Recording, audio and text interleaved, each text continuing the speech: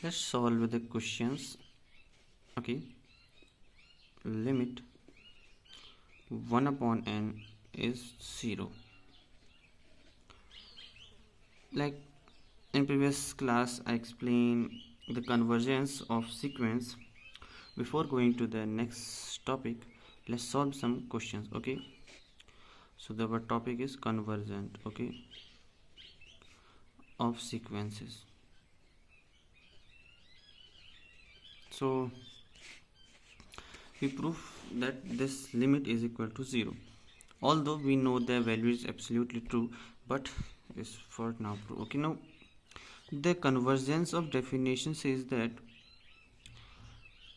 like, if the limit of x is equal to xn, so we can say that for n is greater than equal to kth term, so the after that the difference between last limit and the initial is less than the epsilon, where epsilon is greater than 0 and small part. Okay, so we use the definition of it. Okay, now so since epsilon we can say that is small, very small. Okay, epsilon is very small. Like the k after the case term, we can say that after the case term, the all the value, the x n minus of x is always less than equal to the epsilon part.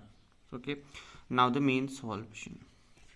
Since the epsilon is small, so we can say that the k is the large number greater than equal to epsilon, the small number, and 1 upon k, if I reciprocal it, is, we can say that again is less than epsilon, because the large, you know, the large amount, okay, the over value decrease.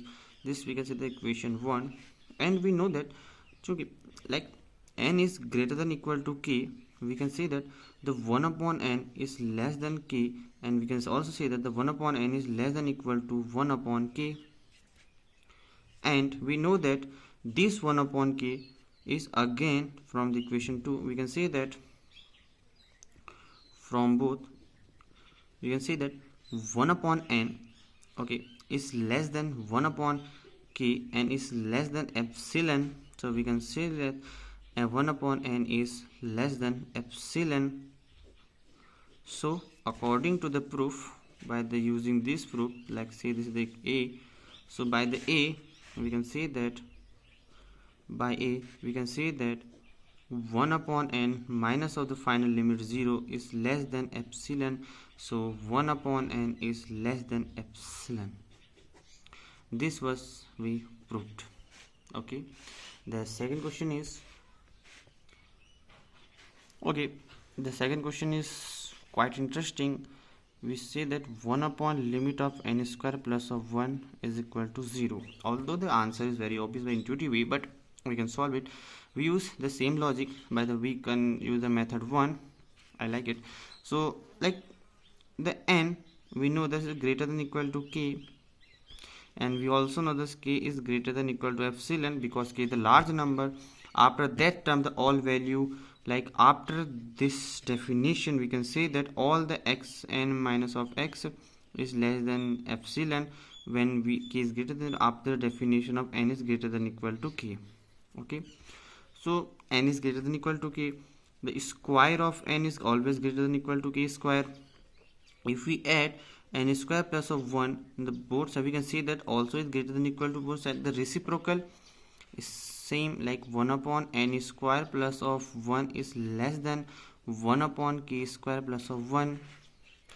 Okay, and we can also say that the 1 upon, like, k square plus of 1 is greater than k square, so we can say that 1 upon k square plus of 1 is less than 1 upon k square. Similarly, we can say this is less than 1 upon k square and is less than 1 upon k. Okay, 1 upon k, and 1 upon k is again less than epsilon. So by from this we can say that 1 upon n square plus of 1 is less than epsilon.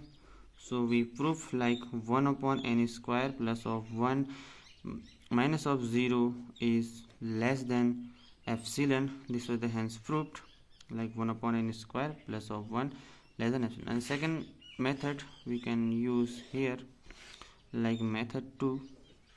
It is quite interesting, like n square is greater than equal to k, we can k square, we can say that 1 upon n square, basically sorry, the n is greater than equal to k, so we can say that the n square plus of 1 is less than equal to 1 upon n square, because you know, and the 1 upon n square is less than equal, the less than is 1 upon n square and is less than 1 upon n. Okay, and we can say that since by the question number 1 we previously understand the above, understand, like it was quite interesting, so this can be less than epsilon, so we can say that n square plus of 1 is less than epsilon. So we just proved two things, n square plus of 1 minus of 0, by understood that epsilon. So we prove these two things and try for if the limit 3n plus of 2 divided by n plus of 1 is 3. So solve for it. We'll meet in next class by the more questions, and then we go to some theorems relating to the convergence of sequence. I hope you understand. Bye bye.